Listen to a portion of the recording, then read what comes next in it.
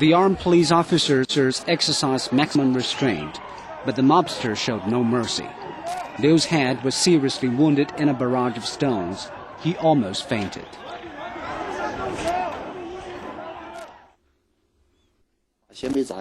I was hit on the head. I was already half conscious by then, but someone drew out his dagger and slashed me. The squad leader rescued half-conscious Liu Dingwei from the hands of the mobsters and escorted him to the hospital. Medical examination showed that Liu Dingwei's hip is seriously wounded. The cuts were so deep that his bones were exposed and the muscles were also parted. His head was scratched.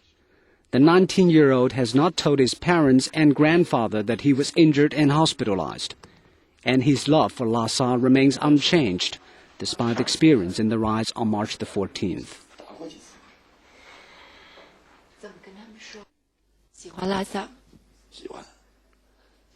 I like Lhasa and Tibetan people. On March the 14th, I saw Tibetan compatriots rescue our armed police officers.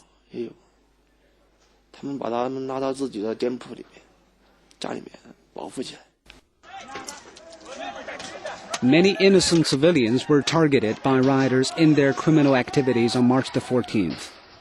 Ma Ying-she was seriously wounded. She has been lying here in the ward of Lhasa's No. 2 People's Hospital for a week. The 36-year-old is a restaurant owner. 15 days after her restaurant opened for business, unexpected catastrophe befell. A group of 20 or 30 people stormed into my restaurant. They were holding thick sticks and daggers and smashed the restaurant with stones. We hid on the second floor. After they smashed up the first floor, 7 or 8 people swarmed upstairs and pushed me out of the window on the second floor.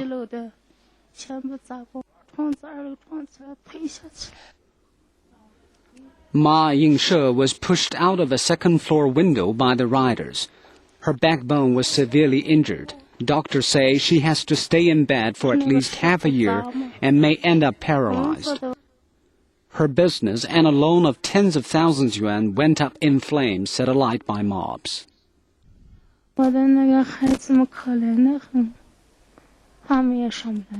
My kids cannot go to school. My family is poor now. I have to repay my loan, but now I can't. The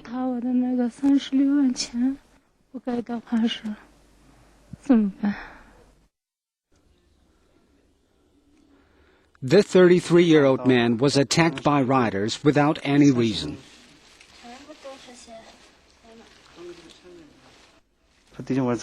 I didn't feel right and tried to avoid them, but a woman saw me and told a man. The man came right up to me and slashed me. The artery in his neck was exposed and he was on the verge of death when he was hospitalized.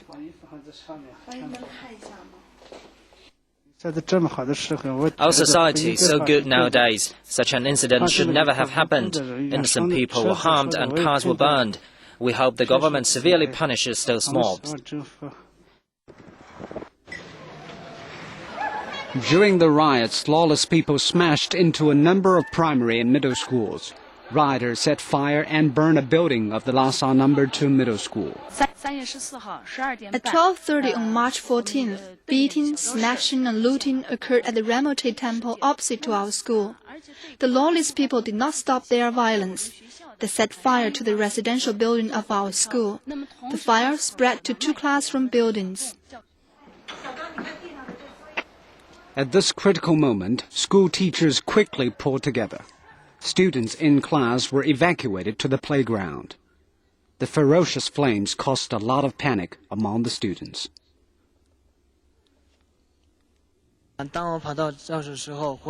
Fire spread to our classroom. I felt much heat around me. I wanted to save school bags and sanitary for all my classmates, but the fire was coming close. The whole building was on fire. Roofs were destroyed.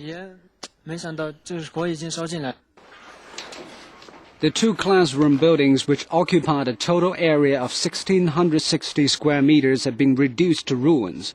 Luckily, all 839 students escaped the fire.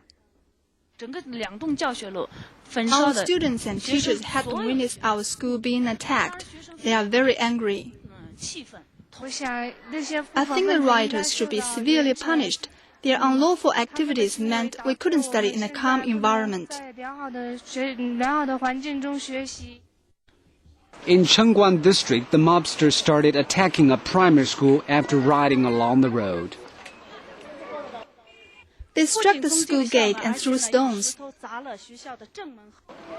The school decided to close all the gates immediately and keep the students inside. The rioters tried several times to break in, and twice they were very close to breaking in. The rioters said they wouldn't bypass the school.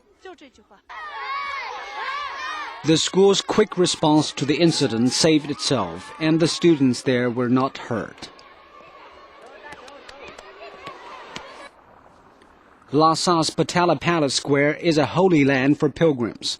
As the city restores to calm, the number of pilgrims who come here to pray is gradually increasing. Gulak has lived in Lhasa for over 20 years.